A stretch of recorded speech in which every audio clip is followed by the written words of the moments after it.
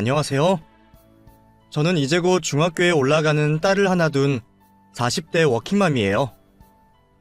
제가 딸을 낳은 게 바로 엊그제 같은데 그 작디 작던 아이가 벌써 중학생이 된다는 게 참 감개무량하네요. 말도 안 통하던 어린 시절에는 아이가 올 때마다 뭐가 문제인지 몰라 전전긍긍하고 혼자 남몰래 눈물 짓던 날도 많았는데 이제는 다 자라서 되려 엄마를 위로해주는 든든한 제 편이 되었습니다. 귀여웠던 어린 시절이 너무 빨리 지나가 버린 건 아닌가 싶어 가끔은 그 시절이 그립기도 하지만 제가 혼자 독박 육아를 하며 그 고생을 했던 걸 생각하면 다시 돌아가고 싶지는 않네요.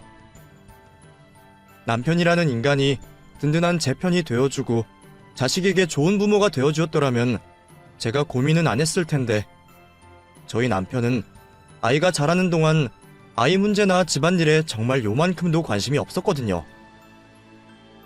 내가 좋아서 한 결혼이니 누구 탓을 할 수는 없지만 확실한 건 제가 남편에게 완전히 속았다는 겁니다. 연애할 때만 해도 남편이 이렇게 될 줄은 전혀 몰랐거든요. 남편과 저는 20대 젊은 시절 대학 동기로 만나서 결혼까지 성공한 케이스였어요. 동갑 나이에 똑같은 학벌까지 서로 누가 더 잘하고 못나고 한 게 없이 엇비슷하게 결혼을 하게 되었죠. 남편이나 저는 서로 한쪽 부모님이 안 계신 편부모 가정이라 형편이나 상황이 비슷했어요. 저는 엄마가 사춘기 무렵 병으로 일찍 돌아가셨고 남편은 부모님이 이혼을 하셔서 홀어머니와 단둘이 살고 있었거든요. 혼자 자식 기르며 사시던 분들이라 형편이나 상황이 비슷하기도 하고 아무래도 각자 혼자 계신 부모님 노후 걱정도 되다 보니 저희는 서로 맞벌이를 하며 저희 힘으로 결혼을 하고 싶었어요. 그런 면에서는 대학 시절부터 남편과 제 생각이 많이 비슷했습니다. 그래서 취업도 일찍 하게 되었고 힘들어도 요령 피우는 법 없이 회사 생활을 해왔죠.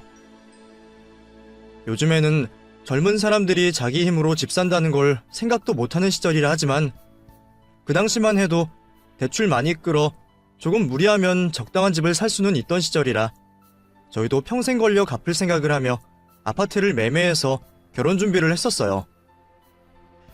효자인 남편은 홀어머니 고생시킬 수 없다며 집안 도움 안 받겠다고 작정을 했던 사람이었고 그래서 양가 집안에 손 하나 안 벌리려 하다 보니 그 돈은 전부 대출이었어요. 그래서 집안에서 화장실 정도 빼고는 전부 은행 거였지만 그렇게 내 집 마련해서 시작한 결혼 생활은 무척 설레이고 행복한 일이었어요. 저는 우리 힘으로 마련한 집에서 안정적인 출발을 하며 남편과 함께 행복한 가정을 꾸리고 싶었죠. 연애를 할 때만 해도 남편과 저는 잘 맞는 편이었기에 결혼해서도 저는 큰 걱정이 없을 줄만 알았습니다. 연애할 때는 남편이 늘 제게 맞춰주었었고 제 말이라면 죽는 신용도 하던 남자였거든요. 동기로 오랫동안 연애를 하면서 봤던 모습이 있었기 때문에 결혼하면 남자들이 변한다는 말도 제 남편은 예외일 거라 생각했습니다. 게다가 자기는 깨어있는 남자라면서 여자한테 살림 안 맡길 거라고 군대에서 얼마나 빨래를 열심히 하고 깔끔했는지 자랑하던 사람이었어요. 그래서 서로 맞벌이를 하고 있으니 집안일도 나눠서 하자고 먼저 말했던 남편이었죠. 그 말을 철석같이 믿고 결혼을 했더니 이게 웬걸요? 그 말이 전부 거짓말이었더라고요. 빨래는 자신 있다며 빨고 개고 다 자기가 한다 호언장담하던 남자가 막상 결혼을 하고 보니 자기 양말 한 짝 제대로 빨래통에 넣지도 않는 겁니다. 퇴근하고 돌아와서는 옷은 벗어던져 놓고 몸만 쏙 들어가서 씻고 나오고 제가 잔소리를 하는데도 끝까지 바닥에 널브러진 옷을 치우지를 않더라고요. 그러면 결국 잔소리하다 지친 제가 하는 수밖에 없었죠. 연애 시절에는 혼자 자취하면서 설거지도 잘하고 요리도 곧잘 해먹었다 그러더니 결혼하고서는 일절 부엌 출입을 할 생각이 없어 보이더라고요. 나는 우리 엄마가 귀하게 키웠잖아. 하나뿐인 아들이라고 주방에 들어오지도 못하게 했었어. 그래서 나는 요리 못해. 그게 무슨 말이야? 대학 다니면서 자취할 때는 혼자 요리도 해먹고 설거지도 잘한다 그랬잖아. 그거랑 이거랑 같아? 그건 나 혼자 있으니까 어쩔 수 없이 해야 했던 거고, 이제는 결혼해서 와이프가 있는데 내가 주방 드나들 일 없지. 당신은 여자잖아. 당신이 좀 알아서 해. 결혼할 때 했던 말들은 전부 저를 꼬시려고 했던 말인 건지, 결혼 생활을 시작하고서 바뀌어버린 남편의 모습에 저는 혼란스러울 수밖에 없었습니다. 나랑 동갑에 똑같은 대학 나와서 사회생활 하는 것도 같은데 왜 자기 혼자만 아무것도 못하는 어린애처럼 구는 건지 이해가 되지 않더라고요. 대학 다닐 때는 세상이 바뀌었다며 가부장적이고 집에서 손가락 까딱 안 하는 남자들 비난하고, 그런 아버지 때문에 어머니 혼자 고생하셨던 이야기하며 울분을 터뜨리던 남자가 정작 저와 결혼을 하고서는 자기가 욕하던 그런 남자가 되어버린 거였죠. 믿었던 남편의 이중적인 모습에 속았다 싶어 당황스러웠지만 시간이 지나니 정작 그런 건 문제도 되지 않았어요. 그것보다 더 저를 당황하게 만든 일이 있었거든요. 저와 남편이 대출을 잔뜩 껴서 집을 마련했던 만큼 저희는 결혼하고도 여유가 없는 편이었습니다. 맞벌이로 둘이 벌어서 월급 절반 이상을 대출과 원금을 넣다 보니 결혼하고 한동안은 기념일에 외식 한번 할 여력이 없더라고요. 그런 상황을 당연히 걱정할 수밖에 없었던 저는 남편과 결혼 전부터 아이는 늦게 가지기로 상의를 끝냈었습니다. 아이를 위해서라도 여유가 좀 있고 상황이 나아졌을 때 임신을 계획하자 싶었거든요. 그래봤자 결혼하고 3, 4년 정도 기다릴 생각이었으니까 20대 후반에 결혼한 저희에게는 그렇게 큰 문제가 될 거라 생각하지도 않았습니다. 그런 걱정 때문에 아예 결혼을 늦게 할 생각도 있었지만 당시 남편의 이사 문제와 대출 규제 완화로 결혼을 좀 서둘렀던 것뿐이었죠. 그래서 돈을 어느 정도 모으기 전까지는 아이를 갖지 말자고 결혼 전에 이미 남편과 얘기를 나눴던 저였어요. 맞벌이 하면서 빚 갚기도 바쁜 와중에 임신을 해서 일을 쉴 수도 없었고 저도 한참 커리어를 쌓아가던 시기였기에 일찍 임신을 해서 저한테 좋은 게 없었거든요. 저도 저 하나 좋자고 그런 결정을 했던 건 아니었지만 결국 임신하고 출산하는 건 여자인 저인데 남편이 일하는 동안 저 혼자 뒤처지고 싶지도 않았어요. 남편은 당연히 저 좋은 대로 하자며 찬성을 했었고 저는 남편이 알아서 시어머니에게 설명을 했을 거라 생각했습니다. 그런 문제는 부부관계를 위해서라도 각자 부모님께 알리기로 했었기에 저는 진작부터 아버지한테 얘기를 끝낸 상황이었으니까요. 그런데 자기가 알아서 설명드리고 시어머니를 잘 이해시키겠다고 했던 남편이 갑자기 시어머니 앞에서 꿀먹은 벙어리가 되어버리는 거예요. 너 요즘도 회사 일로 바쁘다고 그러냐? 우리 진수 밥은 제대로 챙겨주고 있어? 설마 요즘도 아침마다 빵 쪼가리 먹이는 건 아니지? 아니, 그것보다 너는 일 언제까지 할 생각이냐? 결혼까지 했는데 계속 일 다닐 생각이냐? 네? 결혼했어도 일은 계속해야죠. 너 그렇게 해가지고 나한테 임신 소식은 언제 들려주려고 그러냐? 일한다는 핑계로 가정에 소홀하고 애 낳을 생각도 없으면 곤란하지. 네가 뭐 얼마나 대단한 일을 하는지 모르겠지만 여자는 그냥 좋은 남편 만나서 자식 낳고 가정 꾸리면 그만이야. 이제는 자식을 보고 남편 내조를 할 생각을 해야지. 시어머니가 옛날 분이시라 그런 사고방식을 가지고 계신 건 예상했었지만 설마 일을 그만두라고 하실 줄은 몰랐습니다. 안 그래도 결혼하고서 남편이 회사 일로 힘들어하는 것 같다며 돈 버느라 고생하는 아들 걱정으로 매일 저한테 한탄을 하시길래 당신 아들 외벌이한다 그러면 기함하시고 계속 일을 다니라고 하실 줄 알았거든요. 저희들이 집 구매하려고 대출 잔뜩 받은 것도 알고 남편 외벌이로 절대 해결 안 되는 것도 알고 계실 테니 더더욱 제가 일을 하기를 바라실 거라 생각했어요. 그래서 아이 관련해서도 당연히 기다려주실 줄 알았더니 아니더라고요. 당장 돈 문제도 있는데 일을 그만두고 아이를 가지라고 하시니 저는 당황스러울 수밖에 없었어요. 정말 귀한 아들 혼자 고생길에 떠밀고서라도 손주를 보고 싶으신 건지, 아니면 저희 상황을 이해 못하시는 건지 시어머니의 말을 이해할 수 없었죠. 저도 이제 막 결혼해서 시집온 며느리이다 보니 시어머니 앞에서 싫은 소리를 하고 싶지는 않았지만, 옆에서 남편더러 말 좀 해보라고 눈치를 주면서 빤히 쳐다보는데도 제 눈을 피하며 벙어리처럼 있는 남편을 보자니 결국 아쉬운 제가 얘기를 직접 하는 수밖에 없겠다 싶었어요. 어머니, 저번에도 이이가 말씀드렸겠지만 저희 당장 아이 갖는 건 무리예요. 제가 일을 그만두는 것도 안 되고요. 안 되긴 왜 안 돼? 너 지금 내 말에 토달겠다 이거냐? 그게 아니고 상황이 그렇다고 말씀드렸었잖아요. 지금 집에 대출금만 잔뜩이고 매달 갚아야 하는 돈에 고정지출만 몇백이에요. 근데 당장 제가 일 그만두고 아이 낳고 집에 있으면 그 돈 남편 혼자 갚아야 하는데 절대 불가능하죠. 빚만 갚고 살 수도 없고 먹고 살 생활비도 있어야 하는데요. 더더욱 애 키우려면 돈이 있어야 하는데 지금 여윳돈 한 푼도 없는데 어떻게 애를 낳겠어요. 옛날에는 뭐 여유가 있어서 애를 낳았냐? 자식이란 그냥 낳아 기르다 보면 어떻게든 다 되는 거야. 그렇게 따지면 출산도 다 때가 있는 건데 그때를 놓쳐서 어떻게 하겠다고 그래? 대출이야 천천히 갚겠다고 사정 좀 하면 되는 거 아니냐? 니들 욕심에 아등바등하는 거잖아. 아유, 너는 진짜 이렇게 융통성 없고 생각이 그렇게 짧아서 어떻게 하냐?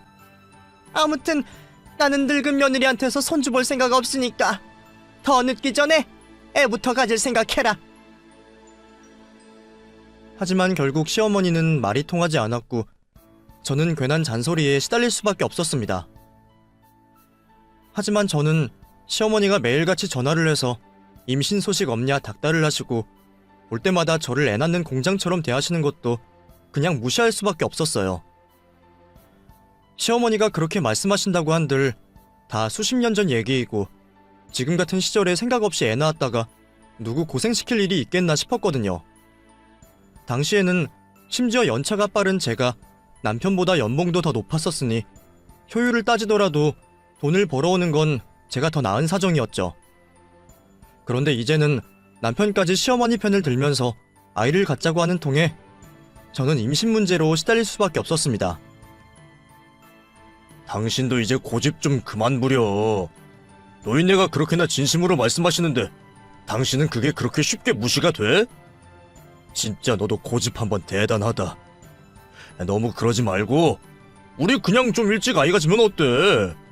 사실 뭐 2, 3년 기다리나 1, 2년 일찍 낳나 그렇게 크게 차이가 나겠어? 어차피 대출은 평생 갚아야 하는 거고 우리 어머니 말씀처럼 돈 없다고 애 못 키우는 것도 아니잖아. 그리고 우리가 진짜 돈 한 푼이 없냐? 집 있고 먹고 살기만 하면 되지. 당신은 자식 하나 키우는데 뭐든 해주고 싶어서 욕심이 많아서 그러는지 몰라도 애는 원래 다 알아서 자라는 법이야. 그럼 당신이 낳던가. 왜 다들 나한테만 그래? 나는 내 인생 없어? 내 커리어 없어? 한창 바쁜 와중에 임신해서 육아휴직 쓰는 게 뭐 쉬운 일인 줄 알아? 내가 안 낳겠다고 하는 것도 아니고 좀 기다려달라는 건데 그것도 그렇게 못해줄 일이야? 왜 다들 그 일로 나를 못 잡아먹어서 안달이야? 당신은 분명히 결혼 전에 내 뜻대로 한다고 약속 다 해놓고 이제 와서 말 바꿔버리면 그만이니?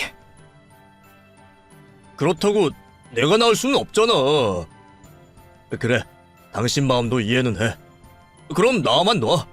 나만 주면 키우는 건 내가 할게. 응? 내가 다 할 테니까 아이만 가져보자. 임신 문제로 저랑 실랑이 하던 남편은 도저히 안 되겠다 싶었는지 나만 주면 자기가 키우겠다고까지 말을 하더라고요. 처음에는 말도 안 된다 싶어서 무시를 했지만 정말 육아휴직이라도 쓰겠다고 진지하게 나오는 남편의 말에 마음이 조금씩 흔들리기 시작했습니다. 사실 정말 남편을 믿었다기보다 저도 그 상황들에 지쳤던 거죠.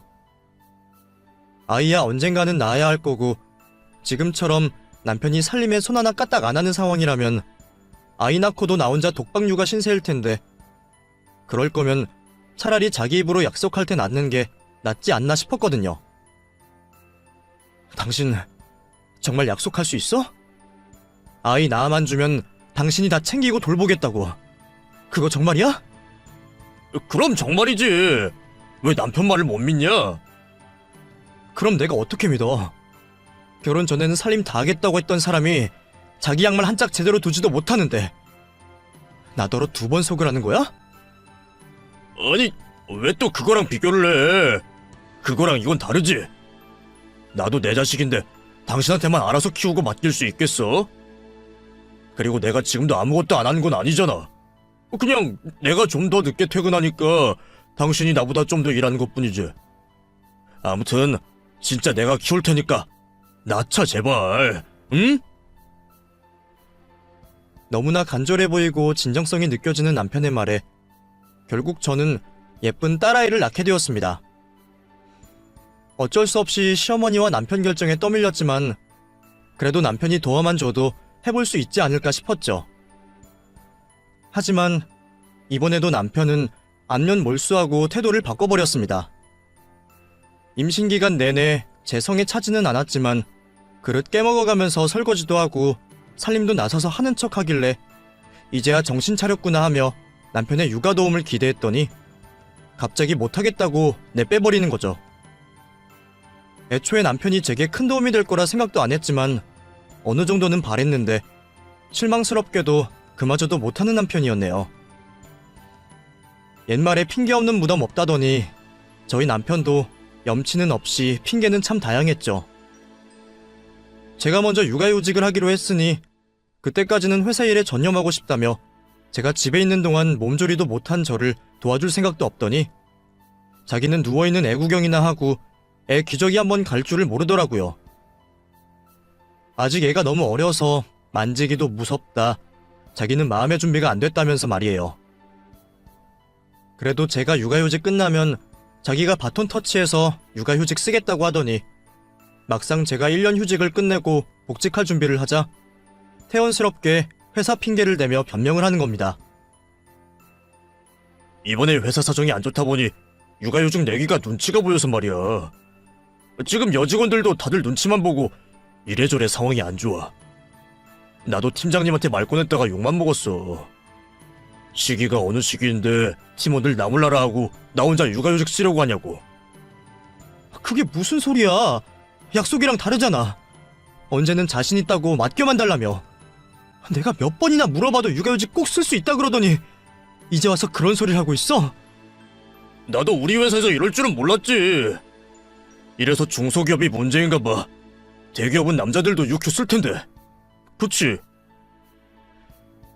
그때는 회사 사정이 정말 그런갑다 싶어서 제대로 준비 못한 안일한 남편에게 화가 나고 구닥다리 같은 회사에 화가 났던 건데 이제 와서 생각해보면 남편의 말이 거짓말이었겠다 싶네요.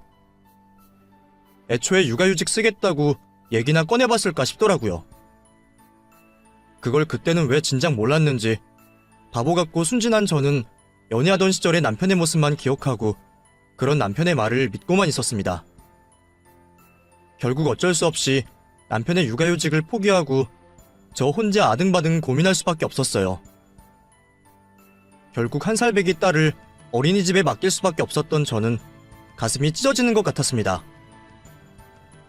저도 남편처럼 똑같이 회사에 눈치 보이는 입장이다 보니 휴가는 더 쓸 수도 없었고 결국 아이를 남의 손에 맡기고 일을 나갈 수밖에 없었습니다. 아직 말도 못하는 애를 그런데 보내려니 엄마로서 죄인이 된 심정이었어요. 이럴까봐 상황이 괜찮을 때 낳겠다고 했던 건데 결국 이런 사달이 난 걸 보니 뒤늦게서야 제가 아니랬다 싶더라고요. 하지만 이미 상황은 벌어져 버렸고 이제 와서 남편에게 책임을 물어봤자 의미 없는 일이었습니다. 결국 마음고생 몸고생은 저 혼자 하고서 괜히 남편이랑 시어머니 좋은 일만 대신 해준 셈이 되어버렸죠. 남편은 심지어 아이 등하원 한번 시켜본 적 없는 사람이었습니다. 늘 회사 핑계로 바쁘다는 탓에 아이 챙기는 건 전부 제 몫이어야 했거든요. 누구는 회사를 안 다닌다고 생각하는 건지 나도 야근하고 회식이 있는데도 남편은 한 번도 제 사정을 봐주지 않았어요. 가끔 급한 일이 생겨서 일찍 퇴근해서 애 좀 챙겨달라 부탁하고 사정해봐도 남편은 남의 일 마냥 냉담하게 반응을 하더라고요. 나도 일 있어. 당신이 잘 못해서 퇴근 못하는 걸 나더러 어쩌라고. 아무튼 나는 애 데리러 못 가니까 늦더라도 당신이 알아서 해. 나 바쁘니까 끊는다. 웬만하면 그런 부탁을 하지도 않는 저였습니다. 같은 자식 기르면서 그런 걸 부탁이라고 표현하는 저도 웃기지만 저도 괜히 못 믿어온 남편에게 아이를 부탁하고 싶지도 않았어요. 하지만 살다 보면 피치 못할 사정이라는 게 있고 부부간에 서로 도우면서 살아가야 하는 게 뻔한데도 남편은 번번이 아이 문제는 제 책임으로 생각하면서 저한테만 희생을 강요하더라고요.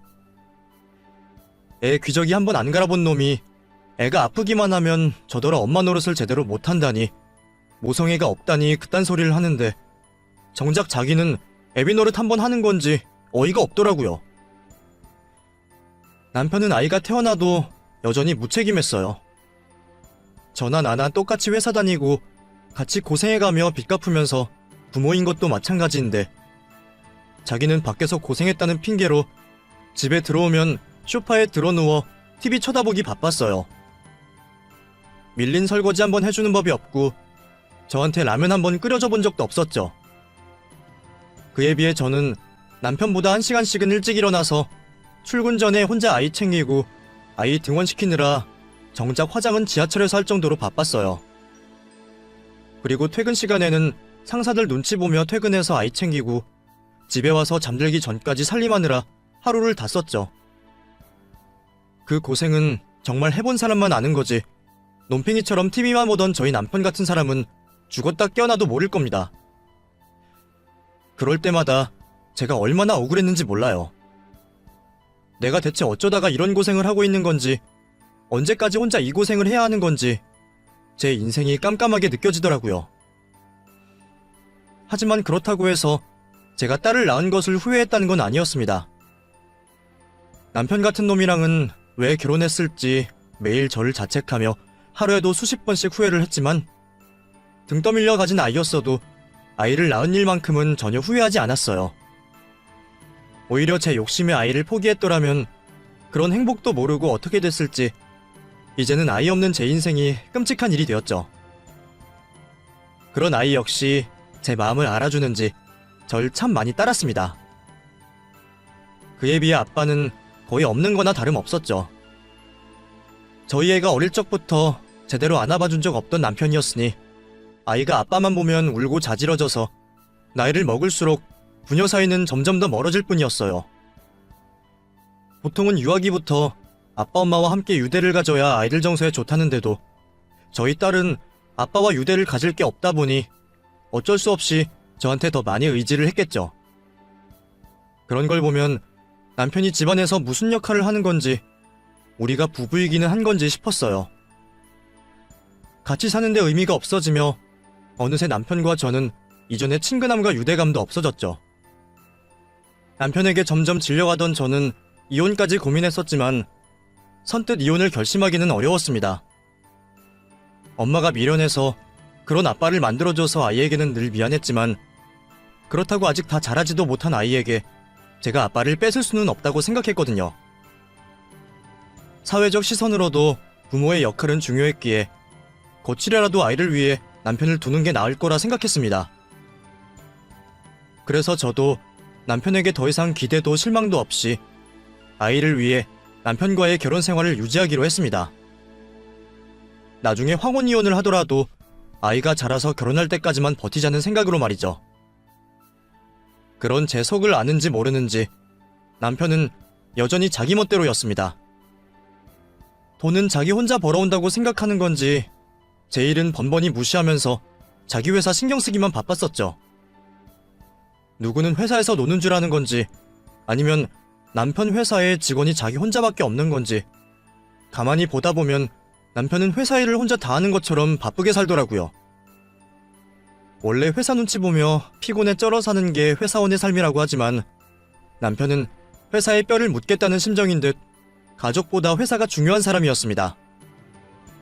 가족 기념일은 까먹으면서 회사 기념일은 한번 까먹을 일 없을 정도로 늘 회사가 먼저인 사람이었죠. 연차가 쌓일수록 남편의 그런 행동은 점점 더 심해졌습니다. 매일 야근에 회식에 집에 한번 일찍 들어오는 법이 없더니 이제는 사내 정치를 잘해야 한다며 매 주말마다 상사들 일에 나서서 쫓아다니고 회사 사람들과 골프 치고 친목을 다지느라 어느새 저는 남편 얼굴을 제대로 보지도 못할 정도였어요. 어차피 얼굴 맞대봐야 열만 받고 집에 와도 손 하나 까딱 안 하는 놈이니 차라리 집에 안 들어오는 게 저한테는 이득이었지만 아빠랑 대면대면 하면서도 아빠가 집에 들어오셨냐며 아빠를 찾는 아이에게는 미안했습니다. 다른 집 애들은 엄마 아빠 손잡고 주말마다 여기저기 놀러 다니는데 우리 아이만 아빠 없이 혼자 집에 있어야 하는 게 너무 속이 상했어요. 미안한 마음에 저 혼자 살아도 아이를 데리고 놀이동산이며 다녀봤지만 아이도 그걸 아는 건지 아빠들이랑 같이 놀러온 다른 집 아이들을 보며 무척 부러워하더라고요. 엄마, 나는 아빠랑 같이 놀러 못 가? 나도 엄마랑 아빠랑 손잡고 여행도 가고 싶은데 우리는 왜 맨날 엄마랑 나랑 둘이만 있어? 다른 친구들은 방학 때마다 부모님이랑 여행도 가고 아빠랑 캠핑도 간대. 나도 그런데 가고 싶은데 우리 아빠는 왜 맨날 바빠? 아빠가 지훈이를 안 사랑하나? 아이 입에서 기어이 그런 말이 나왔을 때 저는 도저히 눈물을 참을 수가 없었습니다. 나야 내가 잘못한 결혼이니 내 탓을 할 수밖에 없는 거지만 딸애는 대체 뭐가 잘못이라서 그런 무책임한 아버지를 만나 고통을 겪어야 하는 건가 싶더라고요. 그래서 제가 남편에게 제발 애 생각 좀 하라며 타일러 보고 화도 내봤지만 남편은 번번이 이해를 못하고 화만 낼 뿐이었습니다. 잔소리 좀 그만해. 나도 남들처럼 생각 없이 애랑 놀고 싶다. 근데 그러면 돈은 누가 버냐? 내가 일 다 때려치고 집에서 뒹굴까? 어? 돈은 뭐 당신 혼자 벌어? 나도 같이 벌잖아. 나는 놀아? 내가 놀면서 집에서 살림만 하는 것도 아니고 빚도 같이 갚았는데 왜 계속 당신 혼자서만 일하는 척하니? 네가 뭐 얼마나 오래 일을 하겠다고? 너랑 나랑 같냐? 나는 더 위로 올라갈 수 있는 사람이야. 그러니까 남의 앞길 막고 끌어내릴 생각 말고 제발 잔소리 좀 그만해. 남편이 매번 기고만장했던 이유를 제가 그제서야 알았네요. 저는 여자라서 오래 일 못하겠지만 자기는 승승장구해서 높이 올라가겠다고 말이에요. 그런 남편은 자기가 성공하는 게 가족의 행복이라며 일하는 제게 내조까지 바라곤 했습니다. 그런 남편이 지긋지긋할 정도로 싫었지만 저는 또 아이를 위해 참아야 했죠. 그리고 그 덕분인지 남편은 결국 자기 꿈을 이룰 수 있었어요. 가족들은 무시하면서 맨날 상사들 눈치만 보고 자기 자식 대신에 상사 자식들 졸업식까지 쫓아다니더니 기어이 40줄에 부장을 달게 되었거든요. 가족의 희생으로 이루어진 진급이라는 생각에 남편 진급 소식이 그리 기쁘지는 않았지만 진급 때문에 저를 들들 볶더니 그나마 일찍 결과를 봐서 다행이라 생각했어요. 거기다가 얼마 전에 대출빚도 다 갚았고 남편이 부장되면 월급은 배로 오를 테니 이제 저희 식구들도 아등바등 사는 것 없이 여유가 좀 생기려나 기대도 되었습니다.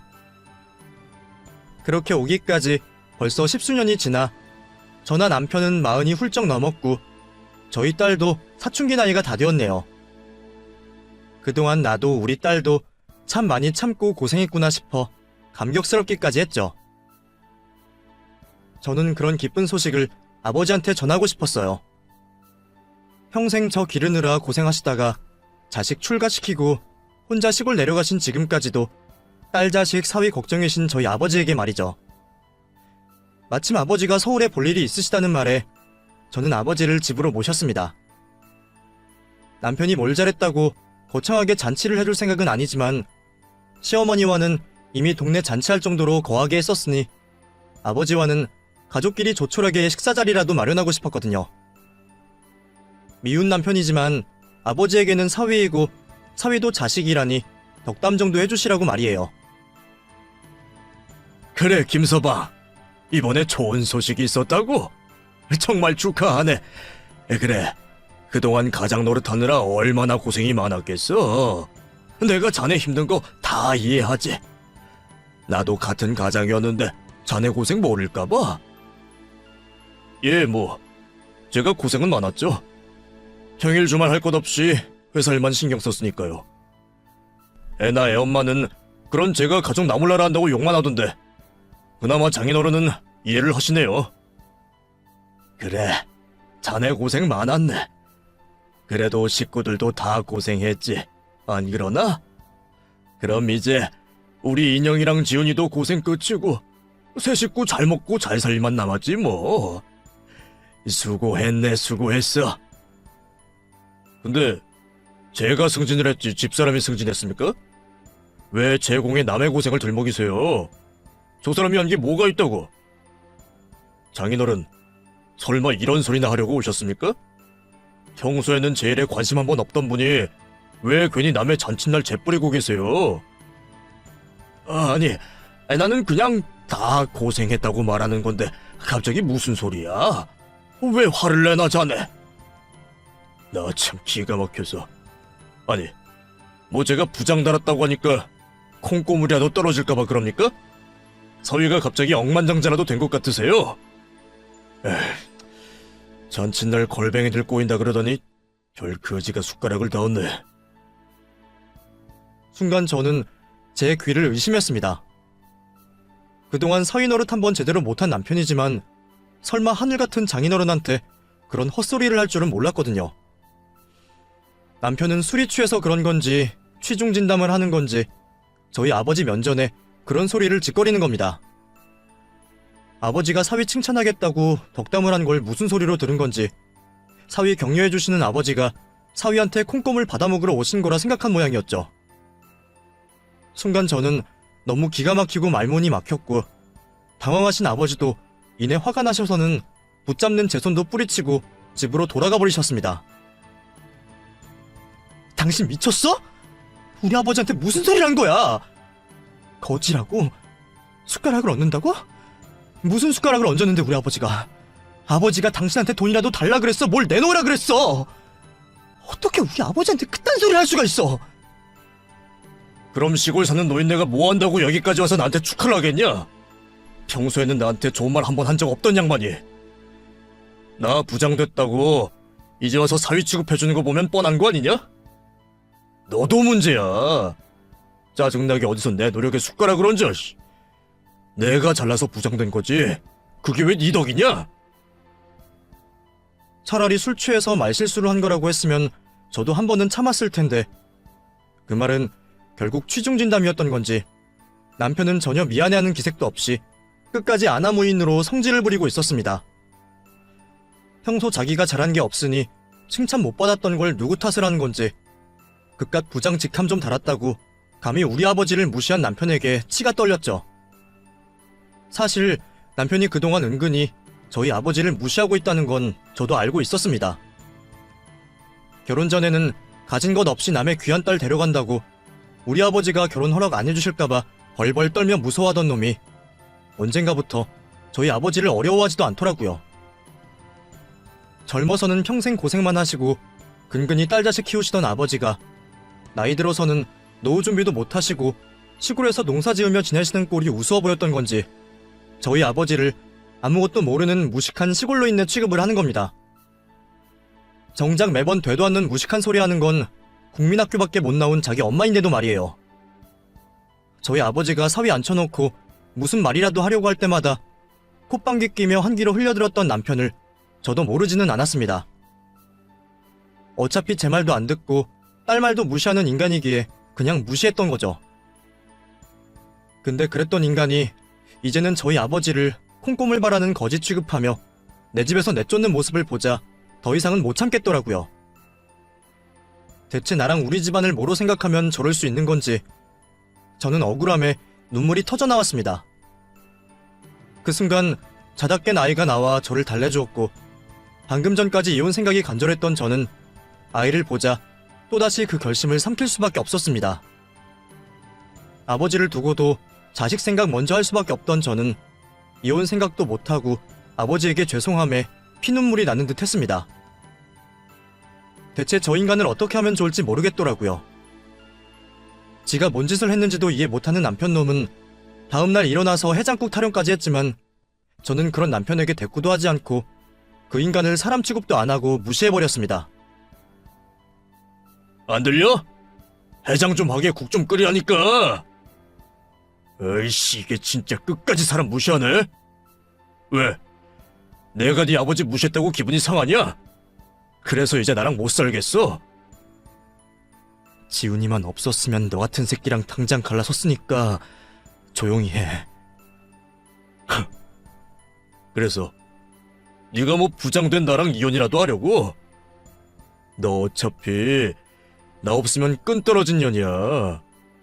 내가 너랑 살아주는 걸로 고마워해. 그렇게 큰 소리 뻥뻥 치며 출근한 남편 때문에 저는 아침부터 또 눈물을 쏟아야 했어요.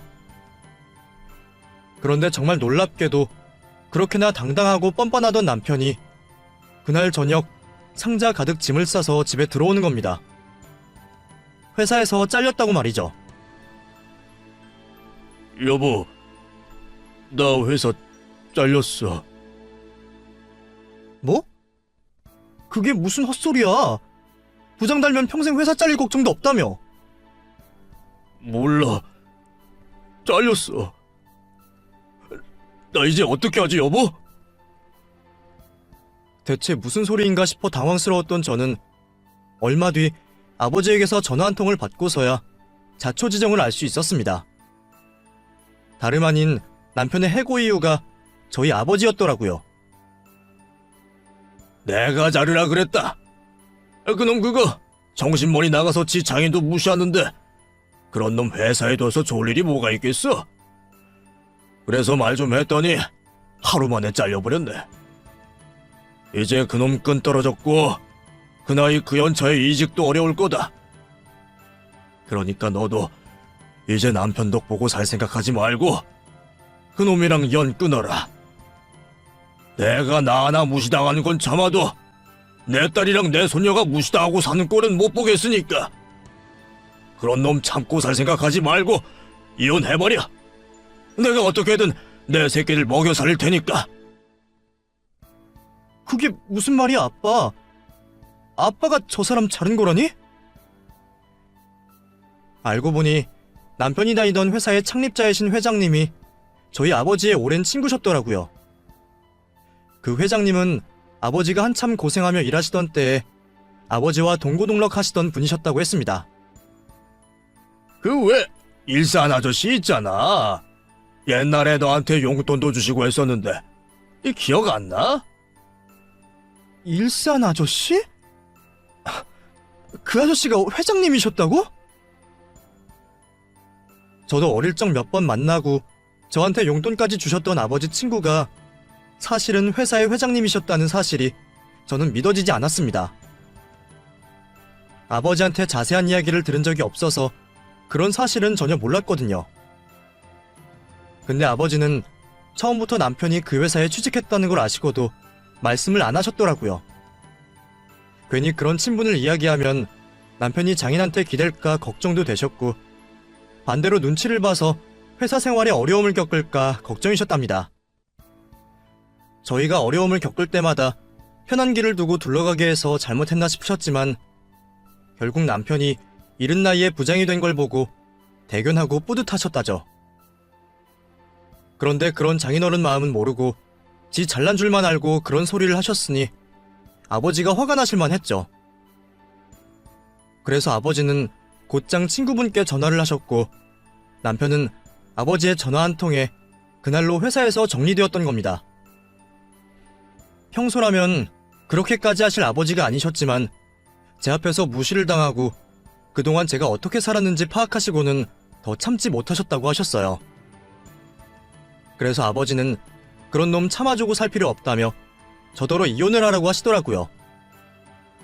그 말에 저는 괜히 눈물이 쏟아졌습니다. 사실 그동안 이혼 결심을 못했던 건 딸아이 문제도 있었지만 친정아버지 때문도 있었거든요. 일찍 엄마 잃은 저를 안타까워하시고 평생 저 때문에 고생하셨던 아버지가 제가 시집가는 날 무척 좋아하셨어요. 고생만 시킨 딸이 이제 좋은 남편 만나 행복할 줄 아셨던 거죠. 그런데 제가 사실은 집에서 남편한테 개무시당하고 혼자 독박 육아에 독박 살림하면서 고생하는 걸 아버지가 아신다면 얼마나 속상하고 가슴이 찢어지실지 같은 부모인 저는 너무 잘할 수밖에 없었습니다. 사랑하는 사람들에게 상처를 주고 싶지 않았던 저는 그래서 그냥 나 하나 참으면 다 좋아진다 생각하며 말도 못하고 쓰레기 같은 남편을 두고 봐주고 있었어요. 근데 아버지가 차라리 이혼하라고 말씀을 하시니 죄송하면서도 그 말이 참 감사하게 들리더라고요. 저더러 고생하지 말고 자유를 찾으라는 것 같아서 말이죠. 그렇게 저는 회사에서 잘린 남편과 이혼을 결심하게 되었습니다. 여보, 당신 회사 잘린 거 우리 아버지 때문이라네? 뭐라고? 그게 무슨 말이야? 장인어른이 무슨 수로? 아, 사실 당신 회사 회장님이 우리 아버지 중마고우시거든.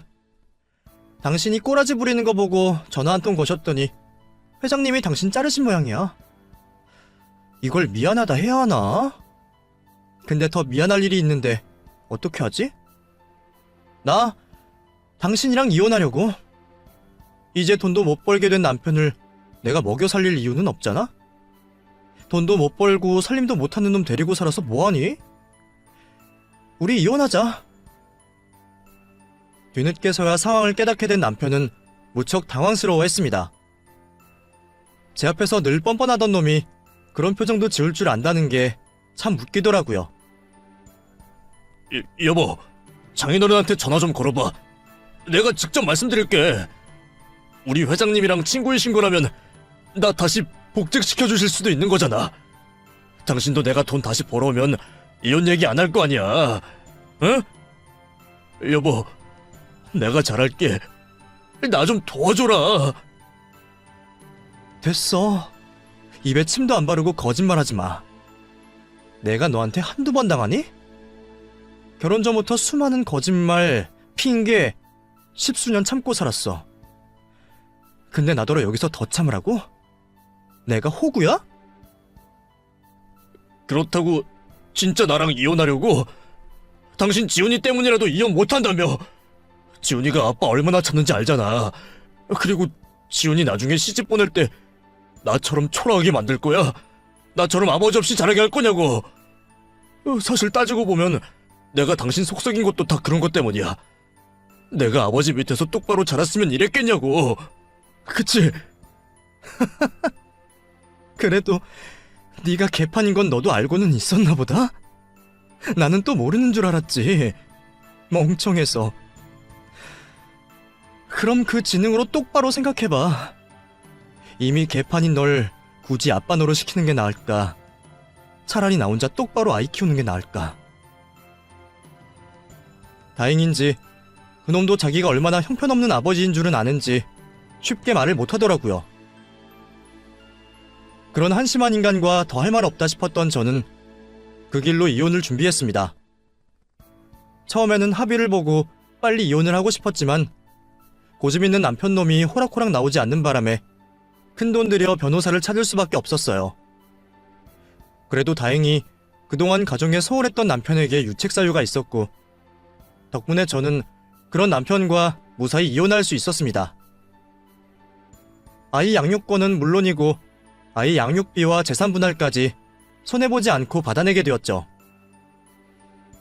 남편은 백수의 이혼남이 되려니 그제서야 두려운지 저한테 싹싹 빌며 이혼을 취소해달라 했지만 지난 10수년간 도 닦는 심정으로 살았던 저는 더 이상 참아줄 인내가 없었습니다.